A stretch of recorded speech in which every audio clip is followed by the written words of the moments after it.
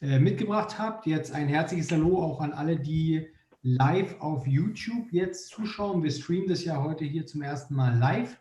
Und ja, ich wünsche uns allen viel Spaß und passe an zu Tim, der unseren Gast vorstellen wird und das Ganze hier moderieren wird. Eine Sache noch, ihr könnt gerne die Fragen auf Deutsch oder auf Englisch stellen. Wir werden das dann entsprechend rüberspielen und gegebenenfalls übersetzen. Genau. Ja, herzlich willkommen einmal auf Deutsch von mir. Schön, dass es doch jetzt wieder fast 50 Leute sind. Sergio, warm welcome. Thanks a million for being with us. To give the people a short idea of who you are and maybe where the two of us know each other from, we thought that we start this informal talk with some facts about you, your history, your way from a professional basketball player to being a coach. What being a coach means to you, maybe some of the persons that had influence in you. So for those who didn't listen to Owen and you on the podcast, so this would be the first question. So maybe you give us a short idea who you are, what your CV is, especially regarding basketball, and how your way was from a basketball player to a program director of one of the most reviewed Erasmus Plus programs for children's sports in the moment. Thank you. Thanks, Tim, and thank you, Andy and Christian, for having me on the summer school. Guten Tag to all the listeners, all the viewers. It's an absolute pleasure and an honor to spend the afternoon with you. Well, in terms of my history, really, as you said, I'm currently a sports coaching lecturer at Leeds Beckett University in the UK, and the director of iCoachKids, an Erasmus Plus project, but it's now becoming more of a global movement. We've gone past the stage of being a project. How I started, like many of us, really, I was a player. I played Division 3 in Spain back in the day, talking 30 years ago, and at that stage, really, Division 3 was a really good level of basketball, but very, very badly paid. Okay, so we train 5 days a week, morning and afternoon. We travel long distances to play games, but we got paid very little. So when we could, we always tried to coach at the same club, or the club offered you a chance to coach in the youth program to kind of pay you extra, right? And that's how I started, really. But from day one, coaching was much more about the coaching and the kids than about the money. I don't know, I had a real passion for coaching, and I always really enjoyed it. I kept playing and then coaching. Every club that I played for, I always coached, until in 1999 decided to try my luck in England. So I moved to England, initially not to play basketball, but ended up playing basketball there. And again, as soon as I started playing basketball for a club, I became a coach at the club as well. What was meant to be just a 1-year experience in England to see the world a little bit became now 22 years. But really, coaching took over my life. I carried on playing in England for another 5 or 6 years, but it was very clear to me from the second year mainly that actually what I wanted to do was coach. So I did a master's in sports psychology, not because I wanted to be a sports psychologist, but because I wanted to be a better coach. And then really, you know, like I say, 5 years later, I stopped playing. I was only 28, I think, when I stopped playing. But I stopped playing because I thought I could make a bigger contribution as a coach, and it was really where my passion was. So I was very fortunate that 20 years ago, basketball in the UK was really starting to develop. So I was able to jump into positions of responsibility very early, even despite having a low level of experience as a coach. But I very quickly found myself as the director manager of the women's program at my club. I coached a few years in the boys program, but then they asked me to take over the whole of the women's program. It became really successful. We did very well from senior women to juniors. And that led to me getting a call from the federation to coach the national team, really. And I coached under 18s national team. I coached under 20s, and I was an assistant coach with the senior women at the time where we actually managed to get the promotion from Division B to Division A. So it was a fantastic set of experiences, really. At the same time, I always wanted to keep my education up. So I continued training. I became a trained counselor. I continued to do some sports psychology on the side a little bit until I decided to then start a PhD. And I started a PhD. At this point, really, the PhD wasn't so much about being a better coach, although it was important, but actually about being able to support other coaches better. Because as I became, as time went by, I found myself doing a lot of coach education, initially first just for the federation, but then also at an international level through my job, really. As I started working for the university, I started traveling the world and supporting people all over the world with coach education. So the PhD was really about trying to get better at that from the perspective of youth sport, really, which has always been my passion. I've been fortunate to coach in, mini basketball, elite youth, and senior international.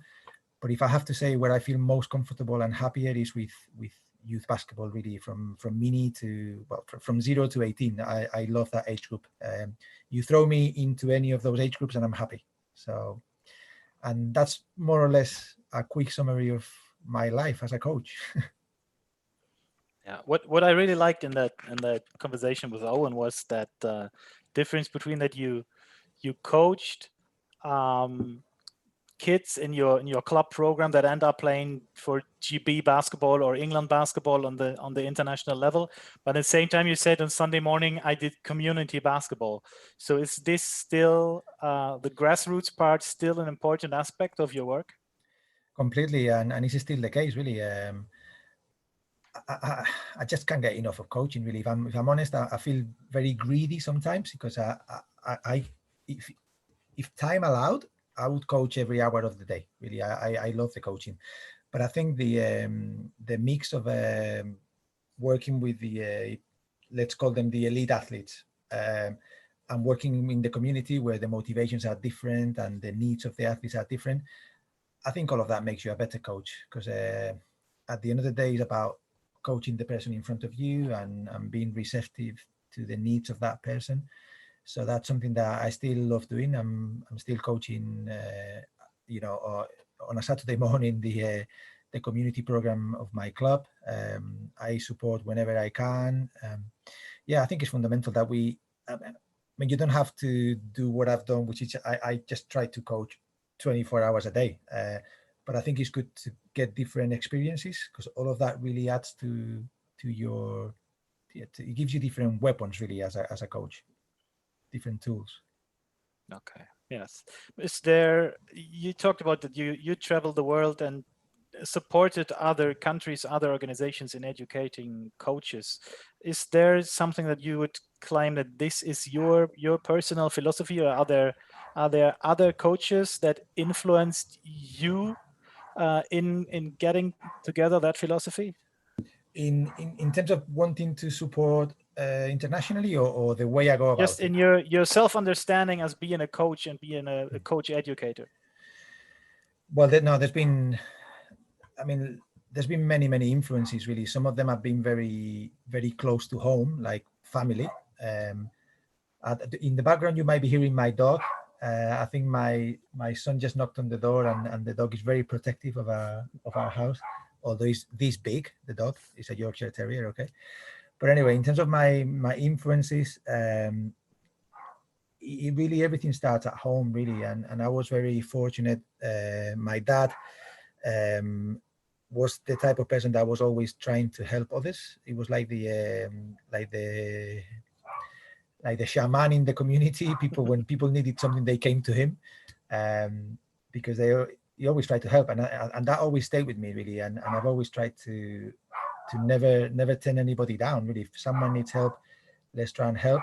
Also, because I've been very fortunate that a lot of people have helped me in the past. So now at home, really, always very fortunate. And then as I went through my different coaching jobs and my different academic positions, there's been plenty of people. But if I had to, in terms of the coaching globally or supporting coach education globally, the biggest influence for me was Professor Pat Duffy, who sadly passed away 5 years ago, nearly 6 years ago now. But Pat had a philosophy of always trying to get the best out of people. And he also had he's the, if you want, at a European level, he's the godfather of coach education, really. He really created contributed to the creation of the International Council for Coaching Excellence, which is a not-for-profit organization that brings together everybody, and really set out to ensure that every coach, no matter what country you live in, or no matter whether you coach at the elite level or 7-year-olds on a Saturday morning, that every coach had a right to be educated if they wanted to, and that every country should have a plan for how we support our coaches.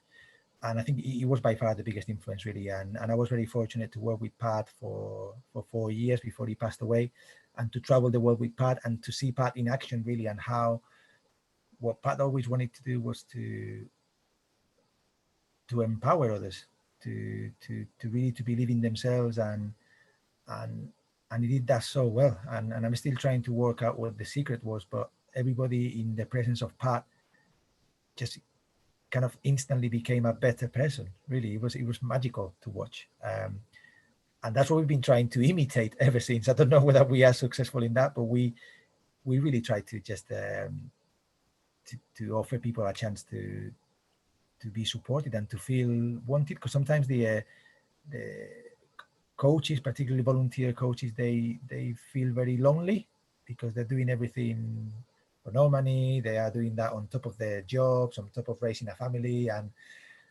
in that sense, being a professional coach sometimes is a lot easier than being a community volunteer coach. So we need to give those coaches a lot of recognition and a lot of time, really, and support. You already mentioned that networking gets more and more important. This is the impression that we have in Germany, and that where our mini basketball coaches program came from, that we started bringing people together, just talking things over and looking for ideas that are there in the clubs with the coaches. It's the same with your program becoming a global movement, and the same that we recognize in FIBA with mini basketball, that the people start to talk about grassroots basketball. How important is this network internationally? It's huge. It's huge because, for a number of reasons, really. I've just said before that coaches can feel quite lonely sometimes. So having a network that allows you to interact with other coaches globally, it's super important, and understanding that other coaches in your country and beyond are facing the same issues that you have, and having the same struggles is really important. But also from a developmental point of view, and I was actually reading some research about this only yesterday, that the bigger the size or the greater your network, the more successful you become. There is and success can be defined in multiple ways, okay, from winning to just being very effective at your job, but you can never have enough people in your network, and the more varied that network, both in terms of a geographical spread, but also in terms of roles. So if I'm coaching kids, there's nothing wrong with me having elite people in that network, or if I'm coaching, there's nothing wrong with me having referees in that network. The broader the network, the better. It's fundamental. Okay, so let's lead this to the ICK program. So bringing together people, gathering knowledge about children's sports was like the roots of this program. Yeah, about 5 years ago, we identified that there was a massive gap in the coach education landscape, really, where most of the coach education formal qualifications are focused on the sport, on the X's and O's of the sport, and And also they tend to have a little bit of an emphasis on performance and everybody, whether you're going to be coaching community kids or elite players, everybody does the same qualification. So we felt that there was a gap there to create coach education that filled that gap. I always say that if you are going to coach basketball to Tim, you need to know a little bit about basketball. You need to know a little bit about coaching or more about coaching, and you need to know a lot about Tim, okay, about people. And coach education is normally very much focused on the basketball, and we wanted to create generic coach education that allowed people to get very good at coaching and very good at dealing with people. The basketball is less important in my view, really, particularly when you're working with young children. The basketball is just a vehicle. It's just an excuse. It's the reason why they are there, but it's not the reason for the coach to be there, or shouldn't be the reason for the coach to be there. The coach is there because you want to help young people enjoy themselves and become better people, really. So yeah, the plan was to create coach education that was accessible to everyone around the world, that is free, is online, is high quality because it's based on research, and that's how we were born. Yeah, this is actually the first question that we started our next campaign, our next season of the mini coaches campaign last weekend, and one of the coaching students asked me about the basis, the scientific basis of iCoachKids. So Eliana, deine Frage, what is the scientific basis? What is the amount of research that is in this program? Tim, let me just check, because I think one of my children is stuck outside the house and he's knocking on the door like desperate. Okay, so just give me 2 minutes, please, and apologies to everybody. Okay, I'll be back with a lot of research for you. Okay. Ja, an der Stelle nutzen wir das direkt nochmal. Die Aufforderung, ich wollte es gerade in den Chat schreiben, ihr könnt natürlich jederzeit Fragen stellen. Ne? Ihr müsst nicht warten auf irgendwelche Breaks oder Fragezeitfenster. Einfach reinschreiben, wir passen die dann weiter. Genau. And we use this opportunity to say hello to our international guests from Czech Republic, Italy, and Israel. Welcome, guys. Great to have you.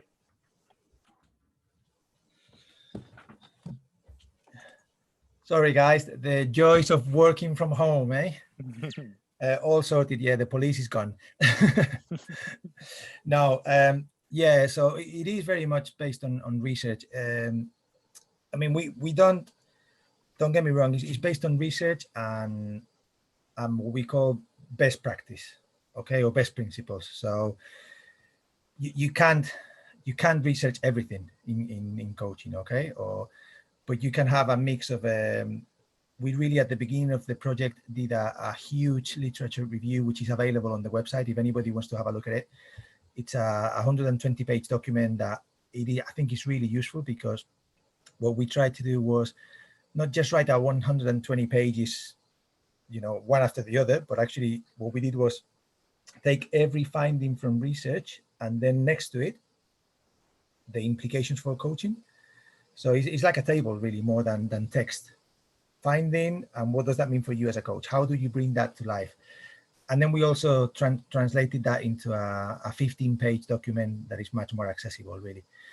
But what we have in those documents is a combination of research evidence and then best practice from an expert group, really, that came together to develop iCoachKids. Really, all the 9 founding partners are experts in developing kids. So yeah, that's how it came about. Okay, and the first result was the curriculum for coaching children in sports in general. That's right. So we wanted to, again, there might be organizations or federations or countries that want to develop their own coach education for coaches that work with children. So we took the literature review and transformed that into a potential curriculum. So if you want to develop coach education, these are some areas that you should look at if you are doing coach education for youth sport coaches.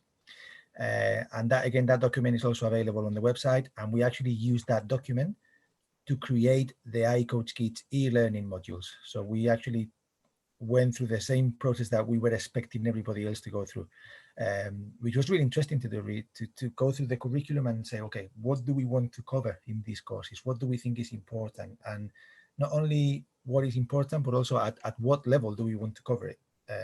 Who's the target audience really? And it was a really interesting process to go through.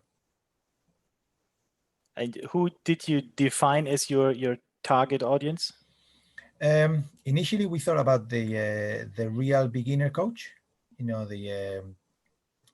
we have a bit of a joke in England where we've got loads of mums and dads that end up coaching their teams, and they tend to be the slowest ones, because when they ask for a coach, if you are the slowest one to turn around and run away, you end up coaching the team. Okay, and I've been there because I ended up coaching my son's rugby team for a couple of years. Because I was the only dad that didn't run away when they asked for a volunteer. Okay, and that was the target really. Now, as we develop the courses and we've put them out there, we've realized that people that have been coaching for a while actually get a lot from the courses as well. Because, like I say, even if you've been coaching for a while, normally the qualification that you went through wasn't talking about these things. It was mostly talking about the basketball or the football. It didn't really talk about children. So that was really a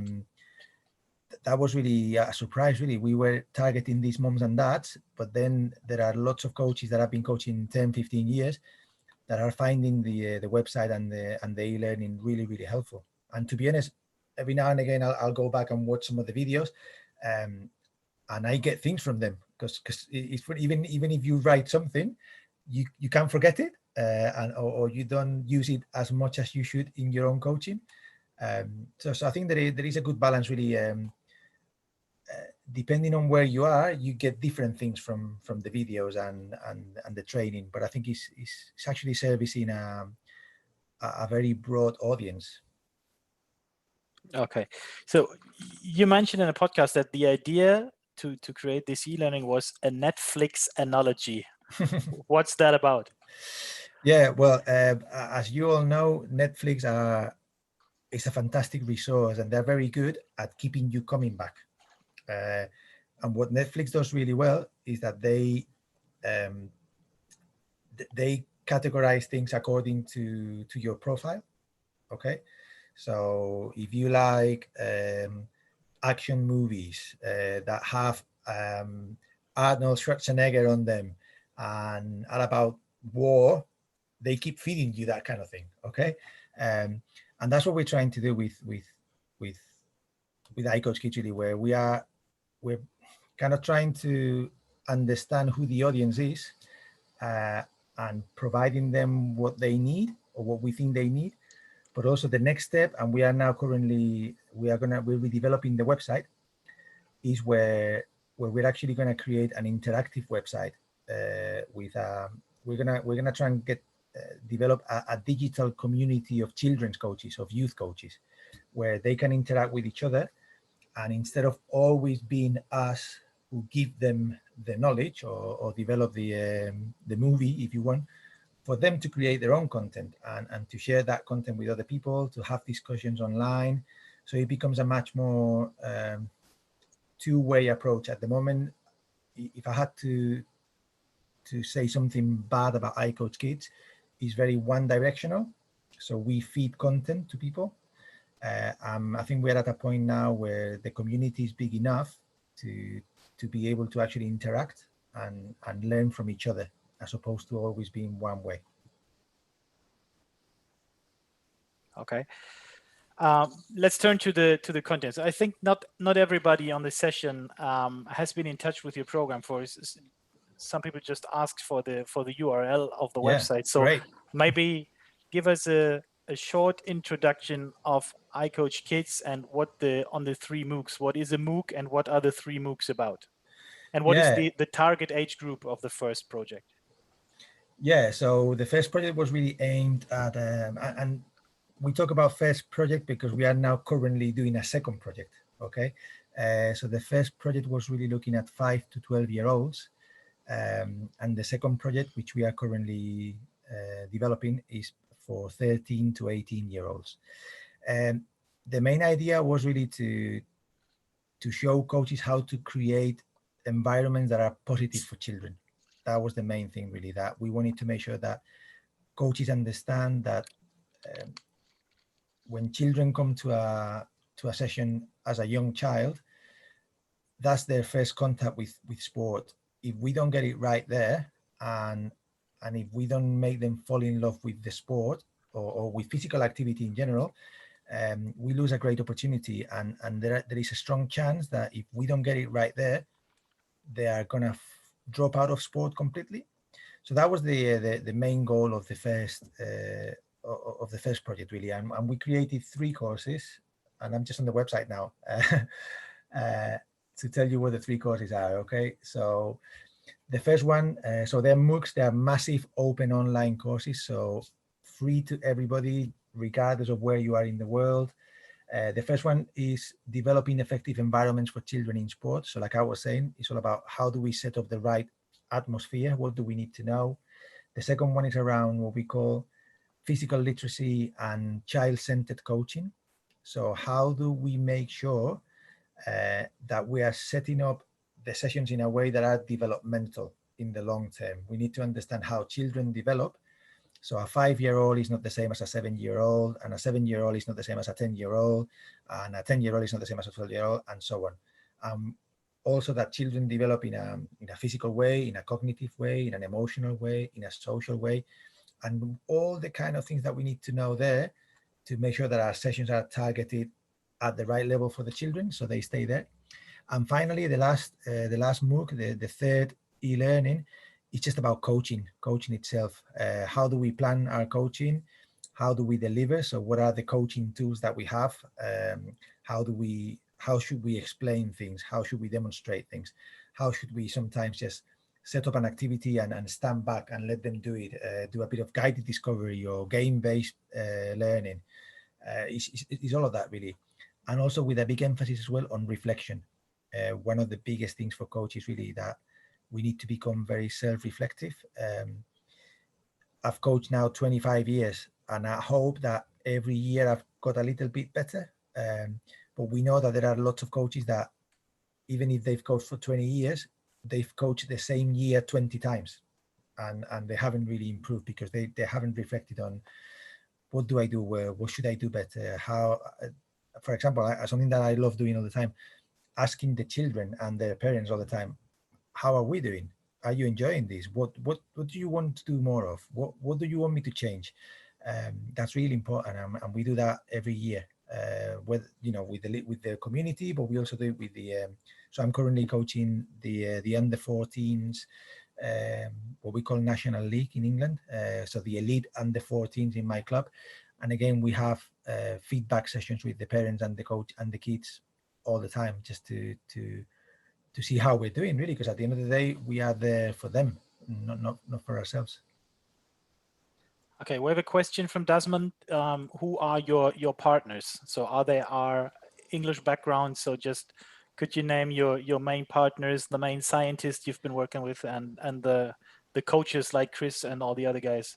Yeah. So if you go on the website and you scroll to the bottom of the homepage, you'll see that the founding partners of iCoachKids are Leeds Beckett University, the International Council for Coaching Excellence, Sport Ireland, the Hungarian Coaching Association, the Netherlands Olympic Committee, the European University of Madrid, the Lithuanian Sport University, the Belgian Football Association, FIBA Basketball, and the DOSB, the German Olympic Committee. Okay, but then you can also see that we've got loads of partnerships with different organizations at the bottom, what we call the project supporters, from Real Madrid to UEFA, World Rugby, the International Tennis Federation, the German Basketball Federation, which was the first federation to sign an agreement with iCoachKids a couple of years ago.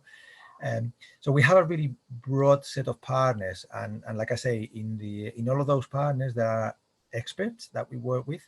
So the role of those experts might be to, whenever we are going to publish something or develop a curriculum, that they check and challenge what we do, and that's really important to us. We want to make sure that Even though we might be quite sure about what we are doing, that there's always a checkpoint for other people to have a look at it. But like I said, this is why it's becoming much more of a movement, really. We started with a small group of partners, and now we've got all these project supporters, and that's growing every day. Yeah, I experienced that. It's really, really great. When you talk about the design of the curriculum and the project, at many points in the e-learning and the curriculum, you always speak about the needs and the wants of children in sports. So what does that mean? It's two different things, right? So yes, I always put the example of vegetables. Okay, children need to eat vegetables, but they don't want to eat vegetables. Okay, and as coaches, really, there are, in sport terms, there are loads of vegetables that children don't want to know anything about. Okay, and our job as a coach is to give them what they want. So what do children want from sport? They want to have fun. They want to spend time with their friends. They want to play, and they don't want to do anything too structured. Particularly at a younger age, they hate structure. Children are not built for structure. Children are built for exploration. And at times, we as coaches, we force them to do things that are very structured. So in that sense, what they need is all of that: the playfulness, the fun, the spending time with friends. And maybe what they need is, we might want them to develop some technical skills here and there, or some movement skills. And we have to find the confluence of those two things, really. How do we create activities where they are getting what they want, but also getting what they need? And that's the challenge, really. As a coach, that's the beauty. When you sit down to plan a coaching session or to create an activity, a drill, a game, is, do we understand if this game drill is providing them what they want and what they need? And sometimes you can only give them what they need, and that's fine. If you can't find a way to make that more entertaining or more playful, that's fine. But bear in mind that if you always give them only what they need and not what they want, they're going to drop out. They're going to go somewhere else where they only. Again, another example that I use is the video games. Why are video games so addictive and so successful? Because they always give you what you want, not what you need. They just keep you happy all the time. They're just constantly giving you dopamine hits, making you feel great all the time. If you get killed, you respawn, you born again, you play again. There's no problem. And I think we need to learn from the video games a lot in how we develop our sessions and our activities. To create that sense of if you can disguise the needs as wants, that's you're in the sweet spot. So that's me personally, and again, it's not just with the younger, with the 7 and 8 year olds. When I'm coaching my 14-year-olds, or when I was coaching the senior teams, you're still having to do that all the time. It's not that all of a sudden, because we are 18 or 19 years of age, we stop liking having fun or playing. We have to do that with everybody. Or when I'm teaching at the university, it's the same. I've got a bunch of 21-year-olds that when they come to our lectures, they want to have fun, they want to be with their friends, and they want to learn something. So we need to get all those three together in whatever it is that you do. You mentioned 2 or 3 points that are important for our program as well. So the first one is dropout. Do you think that if you organize your coaching, if you design your sessions according to your program, you can stop or at least decrease dropouts from sport? I hope so. I think so. When you say according to our program, I don't want the people on the webinar to think that we do a very prescribed program. Okay, we talk about some golden principles or golden rules of coaching children. Okay, which is the iCoachKids pledge, and what we say is, if you follow those 10 principles, you are much more likely to deliver a positive experience for the kids. I don't know if I can share that. I actually prepared a slide with the pledge. Can I share it, you think? Yeah, of course. So, okay, let's see if that works.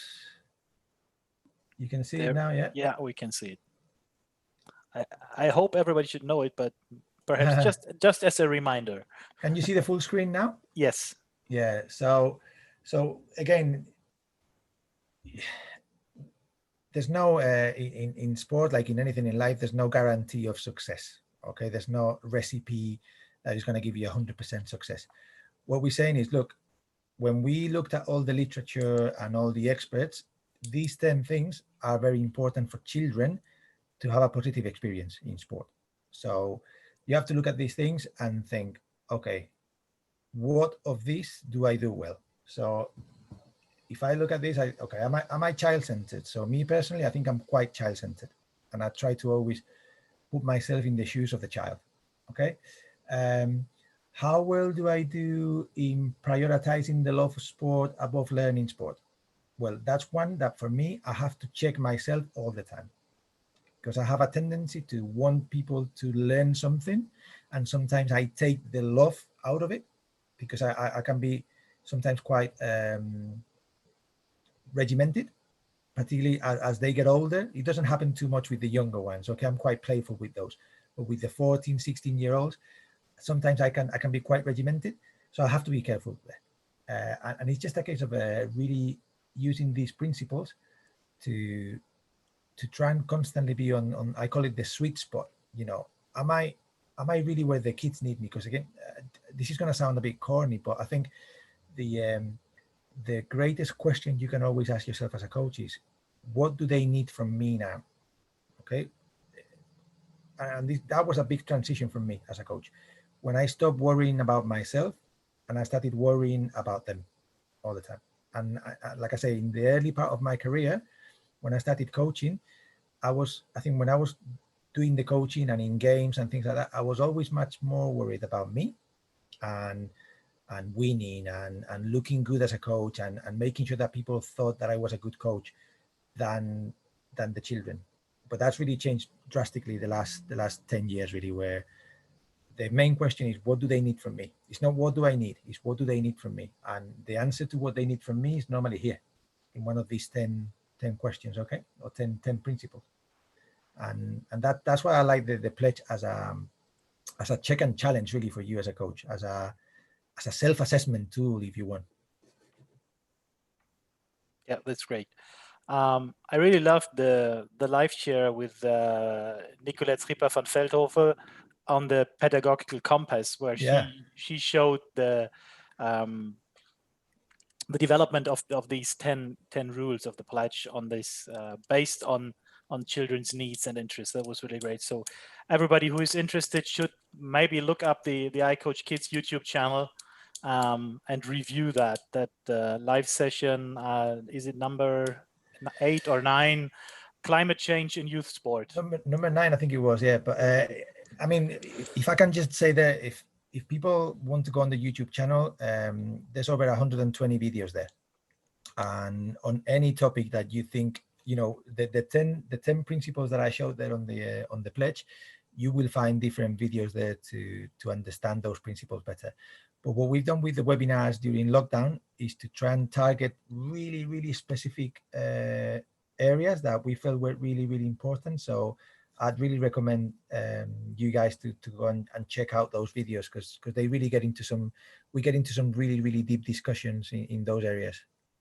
One last topic before we move to our next question. You said a couple of times playful already. So this is something that we do in our mini coaches education.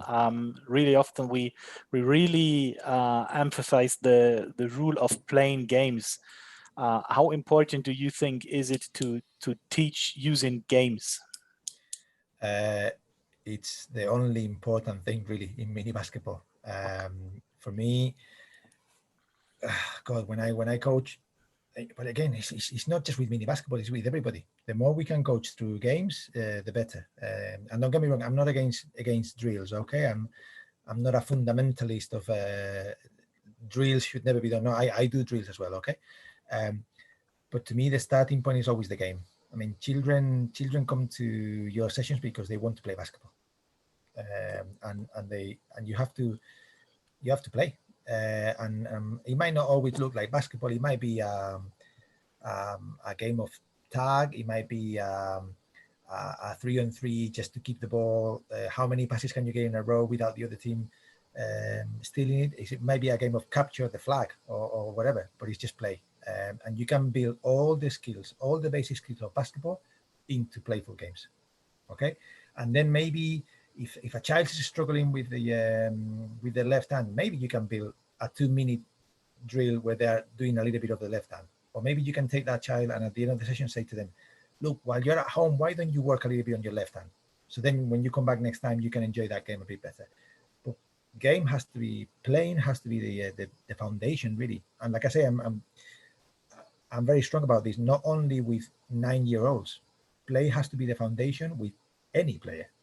To me, that's fundamental from both a point of view of enjoyment, but also understanding the game. You don't win the game by counting the number of crossovers you make. You win the game by scoring more baskets. You need to play. You need to learn to play. You need to understand the game. And to me, that's fundamental. I really, and I say this because I've seen it with my own children, okay? When they've gone to other sports, and my children have done judo, gymnastics, swimming, rugby, football. I'm missing something. On all of those sessions, in the end, my children stopped playing the sport because they were getting bored. Okay, and they both ended up playing basketball because obviously I had a bit of an influence there, I guess. But they didn't drop out of those sports because they wanted to do basketball. They dropped out of those sports because it was boring. And my children, children, as they say in England, children vote with their feet. If they don't like something, they walk away.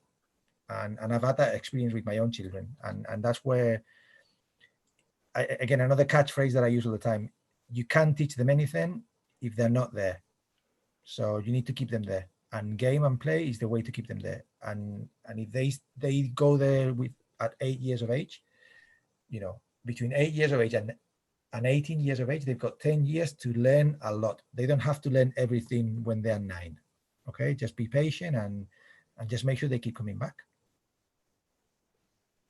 Okay, we have a question on how we deal with mistakes. So the culture of dealing with mistakes, not only when the children do mistakes, but same for coaches and organizations. So what is your experience? How important is it to have a culture how to deal with mistakes? Especially if you talk about these beginner coaches or parents that start a career of coaching in the beginning, and they do not succeed in the beginning. I think from a philosophical point of view, to talk about mistakes with young children, it doesn't make sense, because children, imagine when you started learning to drive, did you make mistakes? They weren't mistakes. You couldn't drive. Okay, so it's not a mistake. You're learning. So we should really look at we should eradicate the word mistake from the vocabulary of the youth coach. Children are learning all the time, and sometimes they say again. If we look at the coaches, if you talked about self-reflection, so if we talk about the self-understanding and the self-esteem, especially of young coaches, how to deal when they feel they did a mistake or they realized they could have done something better. Well, completely. I think that's a difficult thing to deal with, because again, a lot of the people that end up coaching, they coach because they want to do good, okay, or they want to help other people. So when you get it wrong, you can be quite hard on yourself. And I'm one of those. When I get it wrong, I struggle. I mean, it's the only thing that keeps me awake at night. Nothing to do with my job or finances or the tax return or anything like that keeps me awake. But when I know that I've not done my best in a coaching session or in a game, I struggle. I think we need to be very compassionate and apply the same philosophy to yourself, in the sense of well, it's not a mistake. No one no child comes to a session wanting to do it wrong, and no coach goes to a session wanting to do it wrong. Just be, if you get it wrong, just have empathy with yourself, and just really think about, what did I do wrong, and why. Not only the what, because, for example, in my case, when I've done something wrong over years of reflection, it tends to be because I was tired, because I had a bad day at work, and then by the time I got to the session, I was exhausted, or had a short temper or a short fuse. And you need to know yourself, when am I making those mistakes? When I'm tired. Okay, well, if you're tired, then that day, relax a little bit more, and prepare a session that is more for the players to lead it, and try not to stop it, and try not to prepare a very playful session, so that counteracts your low emotional state. Just really, reflection is important to know yourself, so you can actually catch yourself before you make the mistake. So try and error can be an appropriate concept for youth, for children coaching. It's the only way. I mean, trial and error is just the way we learn. We back to the learning to drive. You don't go out there trying to hit another car. You don't go there trying to jump a red light. It just happens. And yeah, I would really eradicate the word mistake from the dictionary, and just go with a learning opportunity. You get it right, you learn from getting it right. You get it wrong, you learn from getting it wrong. But everything is learning. Okay. Next question from Marius. Do you think that the requirements for a youth coach have changed the last years, so that the kids bring other requirements due to their everyday life regarding digital games and longer times in school, and a different everyday life than maybe 20 years ago?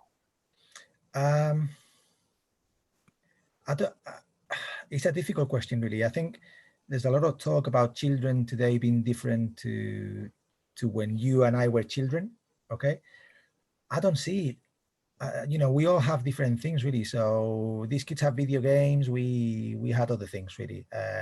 Yeah, we played more outside, but at the end of the day, when a child comes to a session, I haven't seen a massive change in children over the last 25 years in that sense. There's always been children that were happiest to be there, some children that were there because their parents took them there, some children that seem to learn really quickly everything you teach them, some children that learn more slowly. And I think at the end of the day, we just have to really, I think what's really changed is that whereas 25 years ago, we coach the session like every child was the same, now when we're working with kids, we need to make sure that we're coaching the session taking into account those differences, really, and really trying to support every child in a different way, to the point that you might, when I'm coaching the 7 and 8 year olds on a Saturday morning, I may actually divide them into 4 or 5 different groups because they have different needs. Okay, just that idea of being able to differentiate and create different activities for different groups. And you might think, well, how do you manage 5 groups on your own? Well, get the parents involved. Rule number 7 of the pledge: get the parents involved. All they have to do is stand there and make sure the kids are not killing themselves. You set up the activity, and the parent is there just making sure that the kids are not doing anything that they shouldn't do. But really, for me, that's the biggest change. And it's not so much that they come. I haven't, like I said, and I might be wrong. Okay, this is personal experience, but both at the elite level and at the community level, to me, children haven't changed that much. And I think that what we need to change is the way we coach them. Okay.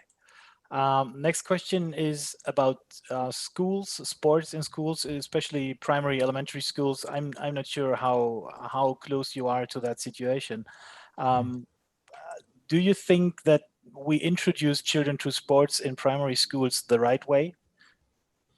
No, we don't. Very clearly, no, we don't.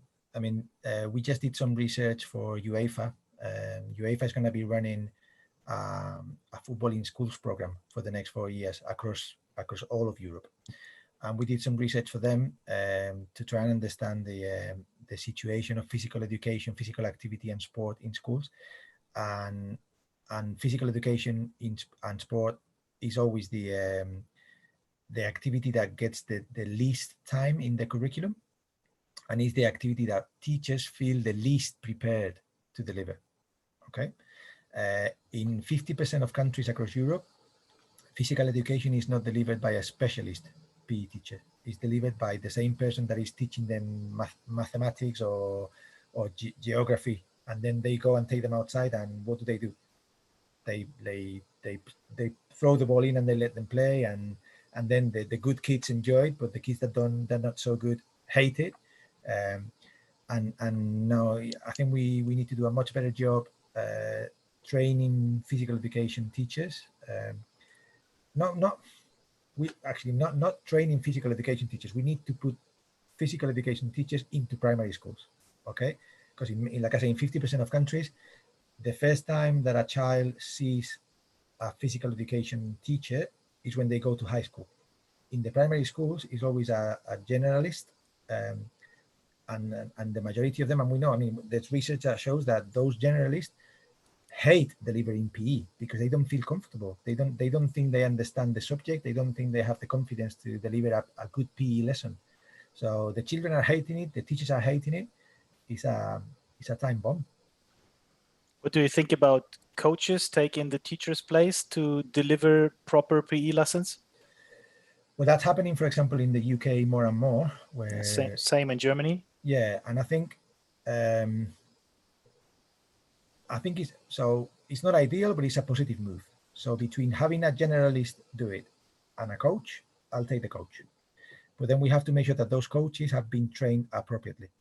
Okay, because sometimes some of those coaches are only, the only requirement for those coaches is to have a level 2 coaching qualification that they could have got in England, for example. In some sports, you can get a level 2 qualification in 2 weekends. Okay, so then we have to make sure that those coaches are trained. A lot of the I teach in the sports coaching degree at my university.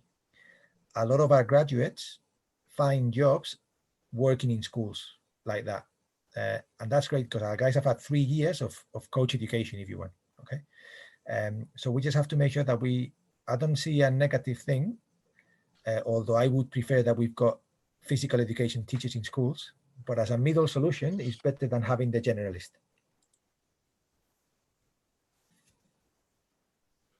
Okay. We've been talking about using games and playful approach to teach skills and techniques, maybe tactics. There's another important aspect in your program, which is really focused on, and especially by DOSB and DSJ, if we talk about children's sports, this is the psychosocial capabilities, the psychosocial resources and their development in children. In the program, you mentioned don't leave it to chance. So I think this is really important. So maybe you can give the people an idea how you try to develop psychosocial capabilities in the children actively. Yeah, no, absolutely. I think there is a misconception in sport, particularly in youth sport, that because children play sport, they are automatically going to be better people. But we know that's not true. We know that there are plenty of examples of having bad experiences in sport. Okay, so that's what we mean by not leaving it to chance. How do we do that? Well, again, we don't expect coaches to perform miracles. Okay, and for example, a lot of volunteer coaches, they coach maybe 1 hour a week. They coach them on a Wednesday, 1 session for an hour, and then they take them to a game on a Saturday. Okay, so we don't expect those coaches to perform miracles and create amazing people, but there are things that we can do, really. So, for example, if we think about a fundamental thing in the social development of a child is the developing competence and confidence. So make sure that we create sessions where the children are getting better, actually, and where they can see they're getting better. So let's set up the activities that we are going to create on that session at the right level of challenge, so the children struggle to get them, but they can learn to do it. Okay, if we see this a lot of times. A lot of the sessions fail because the level of the activity is either too high or too low. If it is too low, the children get bored. If it is too high, the children panic and drop out. Okay, so if we want to build competence and confidence, let's really, in our coaching, focus on getting the activities at the right level. Let's focus on effort, okay, over results. Let's really try to avoid comparing children to one another. Okay, we should really teach children to compare themselves to themselves the last session, okay, and to try and look for their own improvement. But then there's a lot of things you can do, for example, to improve their social abilities. Okay, so something that I do all the time is I let children lead on the sessions. So I will say to little Jimmy, for the next 5 minutes, you are the coach. What do you want us to do? Okay, and Jimmy will have to come up with an activity, a game, or whatever. Or I will call timeout in the middle of these kids might be playing a 2-on-2 game, so I'll call a timeout. So the kids have to talk to each other and that develops their social ability, their ability to lead, their ability to think. Okay, their cognitive ability. That's what we mean by contributing. You don't have to. It's not about doing sessions in the classroom to improve their cognitive skills. No, it's just, how do we set up our sessions where the children are active collaborators in the session, that just not mindlessly reproducing what you do. And that's kind of the things, really, the idea of the competence, the confidence, and getting the children to be social and to think for themselves. To me, the idea of thinking for themselves is fundamental. And that's why using play is so important, because that's when children have to play for themselves. If children spend an hour just going through cones and doing crossovers, there's no thinking involved, really. So yeah, those are some examples of how we can work on those competence, confidence, social skills, the connection, really, how they feel connected to each other. Yeah. Okay, so if you look back at the first project for the 7 to 12-year-olds, what were the most important milestones? In terms of the development, really was the literature review. Once we had the literature review and we really understood, from the review we got to the pledge. So we distilled the review into the 10 points of the pledge, and that really gave us the idea of where we wanted to go with the e-learning, really, and the resources.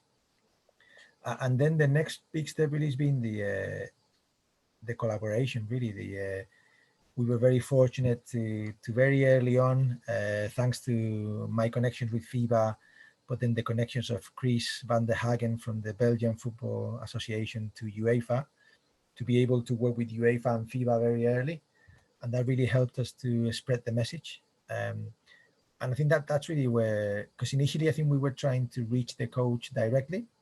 And I think what we're trying to do much more now is to actually work collaboratively with countries and federations, because they know how to reach the coaches, and they have an audience of coaches already. We have the resources and they have the coaches. So that I think those two, the idea of developing the curriculum and the pledge, and then the realization that we need to work in partnership as opposed to expecting coaches to show up at our website. Those are the two biggest things, really. Okay. There's a question about your network. Is there a person that you have met during your work where you didn't think in the beginning that that this person can contribute somehow to the program, and where you took much impact for your work? So is there somebody that you maybe somebody you discovered late as a source for knowledge or for new ideas? I think so. I mean, in the sense of I did some research a few years ago on what we call serial winning coaches. So coaches that have won repeatedly at the highest level, at the Olympics, at the World Championships. And one of them said something to me that really stuck with me. And this coach said that a good coach has to be a predator of opportunity. So that you're always waiting for someone to say something that you're gonna steal and use for your coaching.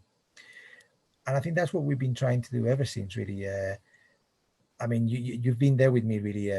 We've been with FIBA, for example, we've been literally all over the world. You and I were together in Australia, and where else were we? In Switzerland and Lisbon and Portugal, was it?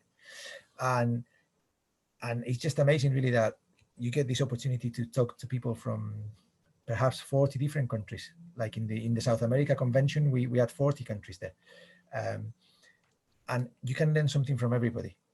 So I've stolen a couple of things from you, and whenever I do a presentation, I always talk about this idea of the developing basketball citizens, okay, which I believe you stole from someone else. So it's not stealing, it's borrowing, and I think that's really important. I could name 1,000 people, really, but it's just, if I can say something, I think the more I coach and the more I research and the more I read, I realize that I don't know that much. So I've become much more open now than I was 20 years ago. I think 20 years ago, I think I knew everything. And then the more you know, the more you realize how little you know.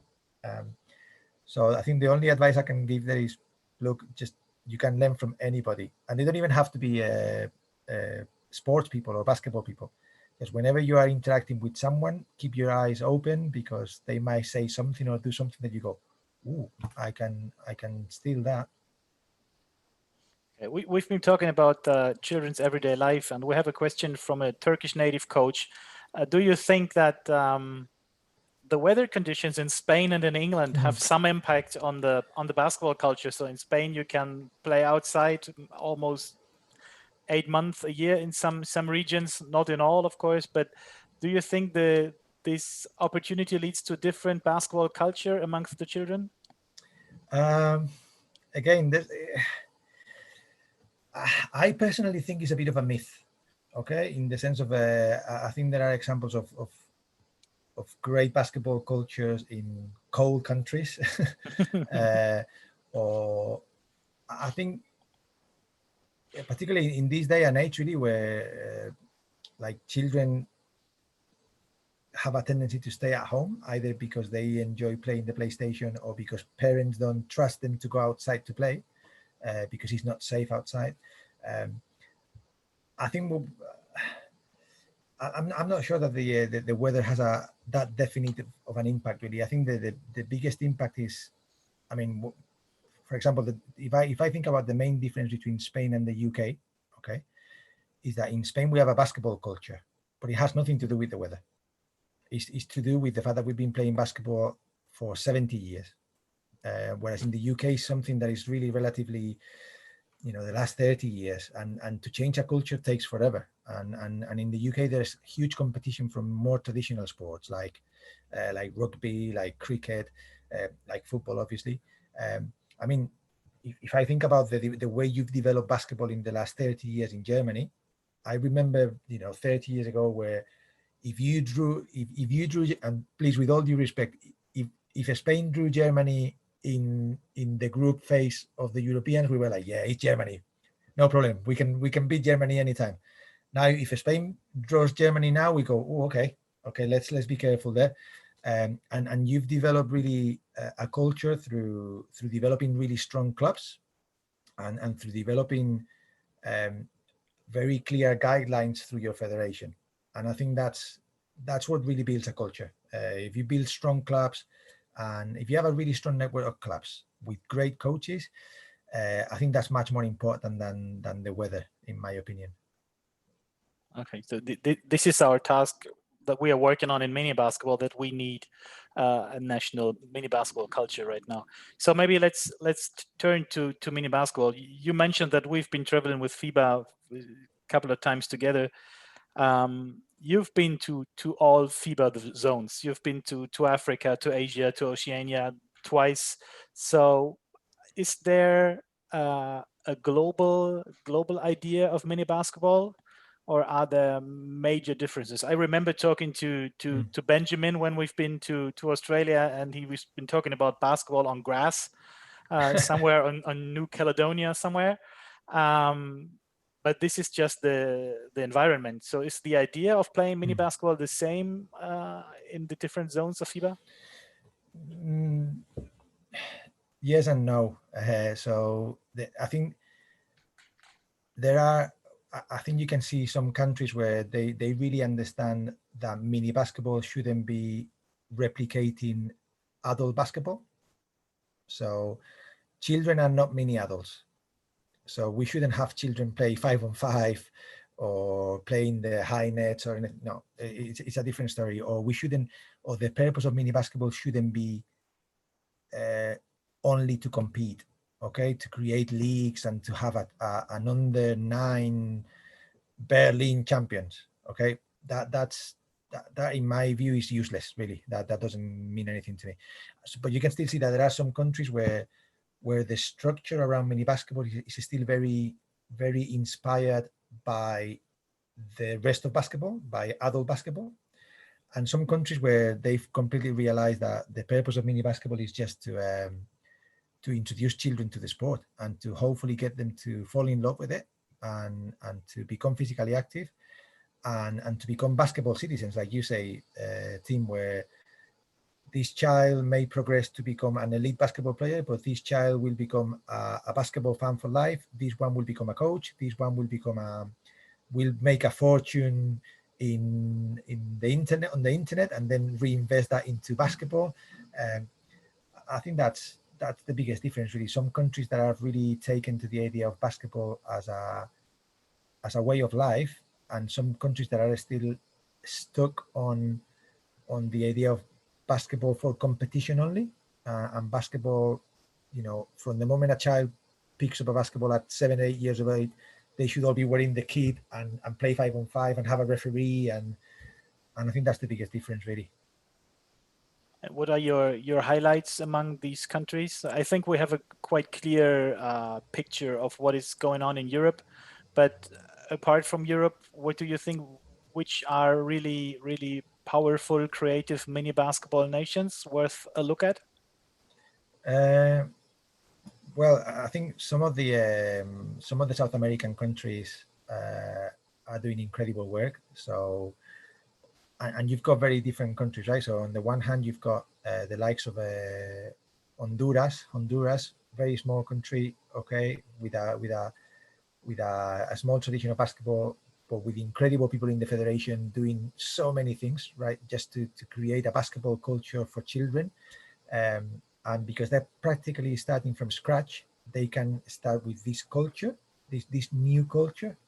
Whereas you've got countries like Argentina, okay, with huge basketball country, but still with very much that mini adult type of mentality. And you've got people there like our friend Juan, which you've met, I think, trying to change that culture. And those countries have put in place different mechanisms. So, for example, Juan Lofrano from the Argentinian Basketball Federation is just constantly traveling the length of Argentina, which is a huge country, as you know, to really work with coaches on the ground. And they've realized that writing a nice document is not enough. People don't read documents anymore. You need to show them, really. And for example, during lockdown, they were doing a webinar every 2 days for the first 2 months. It was just I was tired just watching. Imagine doing it. And another example in North America, Canada really moved to a participation-based approach to basketball 15 years ago, and they've really reaped the benefits. Canada is doing so well now basketball-wise. They've got a huge base of the pyramid, really. So many people playing basketball, and that also means that the national teams have got much better. Australia is an interesting case, really, because they have a really strong, very similar case to Argentina. They have a really strong culture, and they are having to fight a little bit against that culture of basketball is competitive, but again, the federation is doing loads of initiatives to really encourage children to get into basketball in a playful way. I mean, that's the best thing about traveling, that you see so many good things. There's a question about the other nations. There are some coaches in Germany that want to start to specialize children for basketball really early, and not to give them this broad education in motor skills and in different games. Do you see this as an international trend, or is this typical for other nations? And what do you think about this development?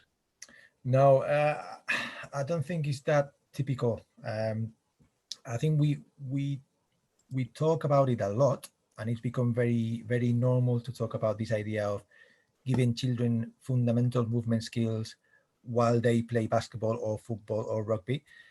But in practice, it doesn't get done very often. And there aren't that many countries that have really gone out to train their coaches in this way. But I think it's a really, really good way of doing things. Again, I always say with young children, up to 12 years of age, the sport is just the vehicle, the excuse. You are using basketball in our case to support their holistic development, motor skills, social development, personal development, and through that they will learn a little bit of basketball and they will fall in love with basketball. Again, in my experience of 25 years, no amount of coaching can make a child learn as much as loving the game. When they love the game, they will learn a lot of the game by themselves, and they will actually then demand more coaching of you. But the first step is always loving the game. You can again, there's I can't remember now the name of it's a Spanish scientist really that says that you don't learn that you don't love. When you're really passionate about something, you learn it very quickly and you learn it very easily. So that's our job really. But I don't think many I mean, Canada is a great example. I think the UK is really working hard in that sense, but it's still not filtering all the way down to the ground. That idea of trying to move coaches away from thinking too much about their own sport and just using the sport as a vehicle to coach children. I think it's a big change where when someone says to you, what do you coach? And instead of responding, I coach basketball, you say, I coach children. Because that's really where we want to get to, where when I'm standing in front of a bunch of 9-year-olds, I'm in a basketball environment, but my purpose there is to coach children. And going back to the idea of the needs and wants, what do they need and want? And they don't need a lot of basketball knowledge. They need a lot of fundamental movement skills. They need that social development. They need to enjoy themselves. And it is really a cultural change. And when the children are ready, and I've seen that with my own children, right? So I've got a 14-year-old and a nearly 10-year-old. Even with all my knowledge, if you want, sometimes I've tried to push a little bit of extra basketball knowledge onto them. And if they're not ready for it, they don't want it. And all of a sudden, like my 14-year-old now, the last 2 years, he's really fallen in love with the game, and he's now constantly asking for advice. I don't have to go to him. So he's really just focusing on wanting them to really fall in love with the game, and then everything becomes much easier. So is there a perfect age to specialize in just one sport? Again, there is a lot of literature out there talking about early specialization and the risks. And I don't think you can say there is a perfect age. I think every child is different. And I have children in my club who all they've done ever is basketball because they fell in love with the game really early and didn't want to do anything else. And that's fine. Okay, that's perfectly fine.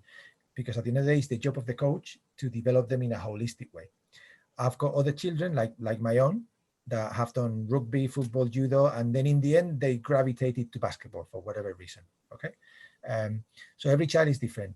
I encourage, and for example, when it comes to the summer, okay, and this is a very difficult summer because of COVID and all that, but I really encourage my players to play other sports during the summer.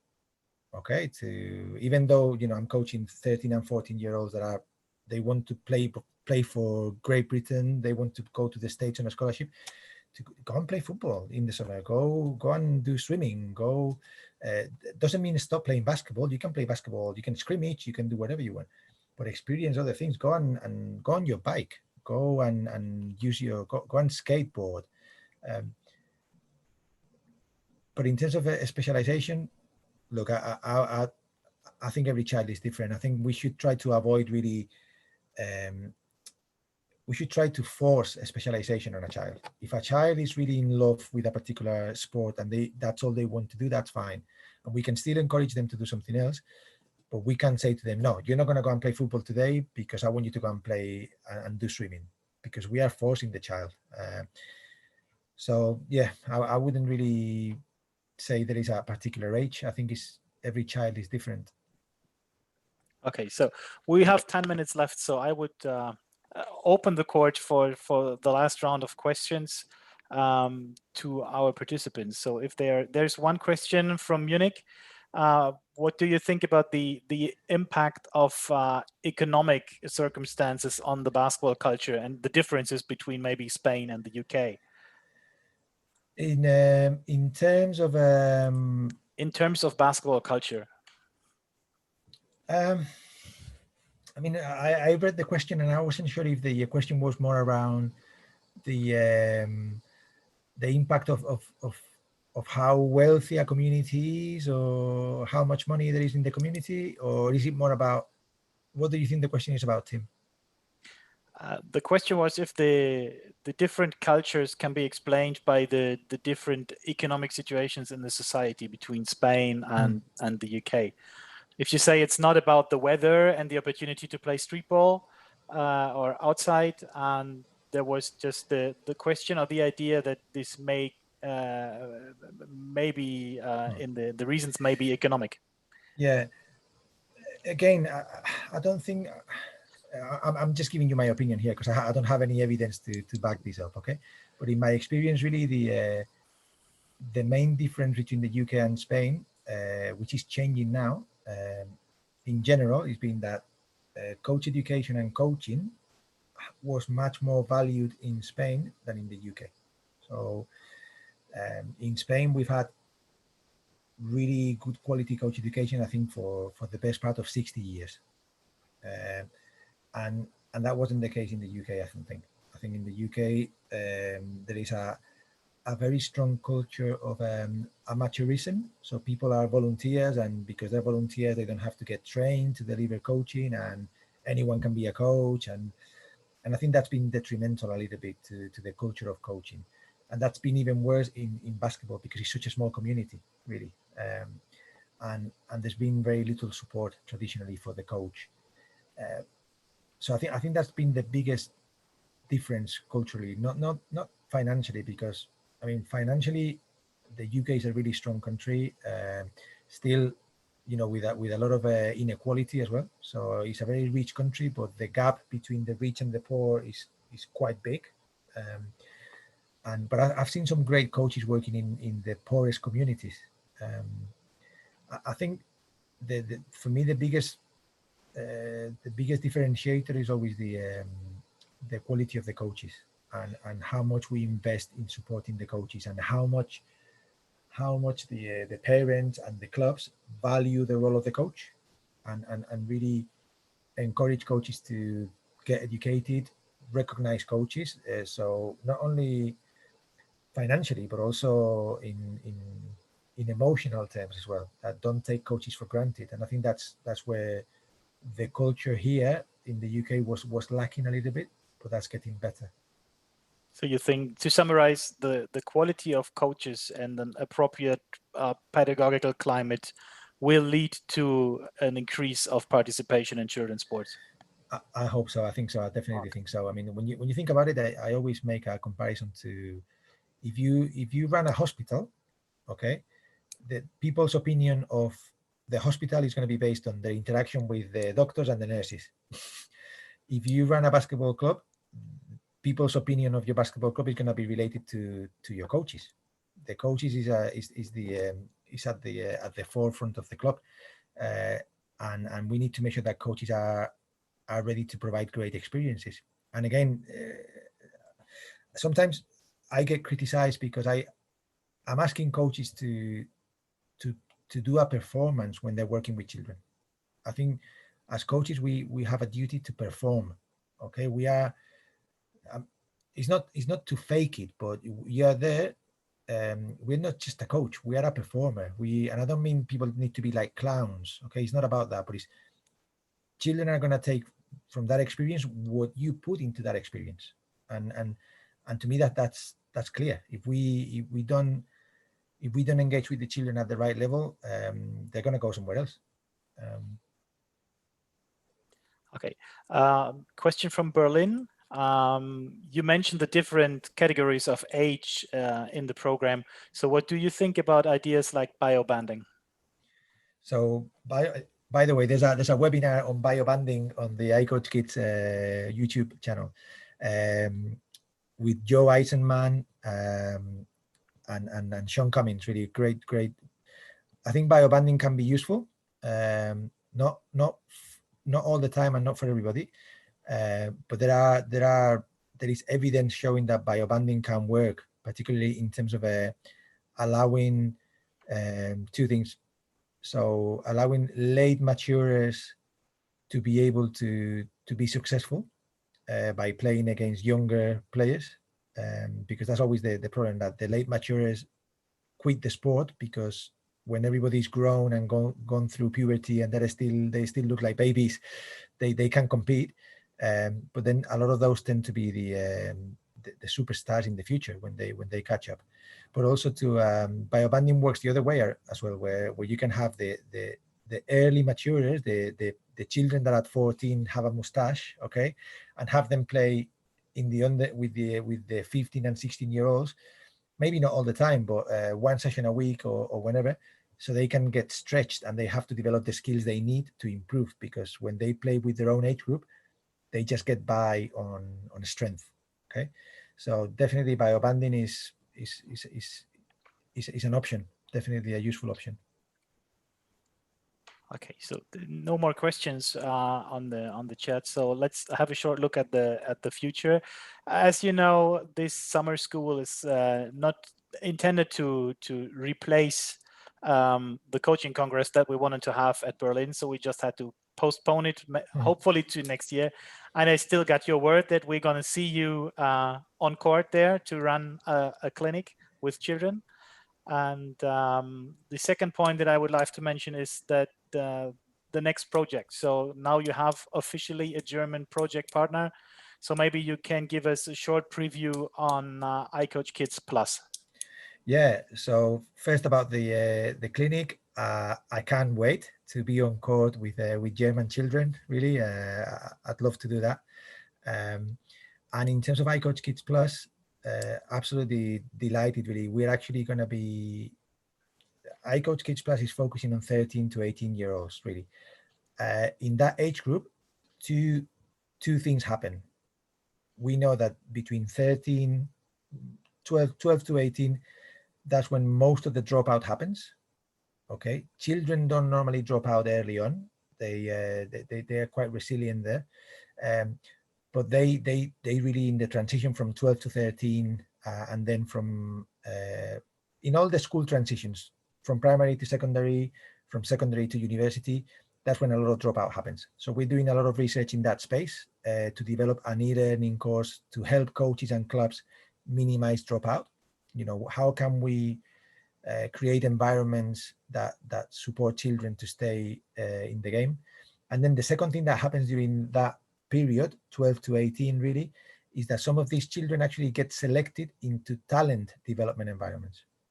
So we're going to be doing research as well to understand how a talent development environment can be positive for the child, because we know that for some children, going through a talent development environment, through a football academy or a basketball academy, is a great experience. For some of them, it's a terrible experience. So what do we need to know to make sure that every child that gets selected into a talent environment really has a positive experience? And that, by that we mean that whether you make it or not, you are ready for life after you leave that environment. Okay, and that nothing and no harm is done to you while you are in that environment. And some of them then will transition to becoming professional athletes, some of them will not. But every child that goes through a talent development environment should have a positive experience. And that's what we're going to try and investigate, and then create e-learning to support coaches that work in talent development environments, create those positive environments. Okay, and this project's going to last until December 22. Okay. So we are currently in the research phase, and then we will, in the next 6 months, we'll start developing some of the e-learning. Okay, perfect. So no further questions. Thanks a million for joining us. A really pleasure to have you.